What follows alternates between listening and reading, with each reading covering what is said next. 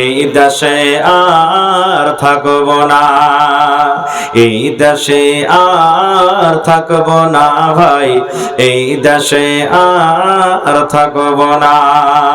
বেধর্মীদের মতো আমি এই জীবনকে রাখব না, এই দেশে আর থাকব না ভাই, এই দেশে আর থাকব না।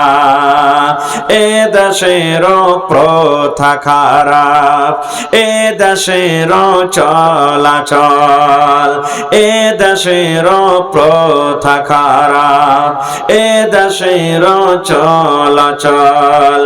আজান যখন শুনি মোরা চলি তখন ভিডিও হল, সিটের কাছে আড্ডা মারি, সিটের কাছে আড্ডা মারি, মসজিদে যাওয়ার সময় নাই।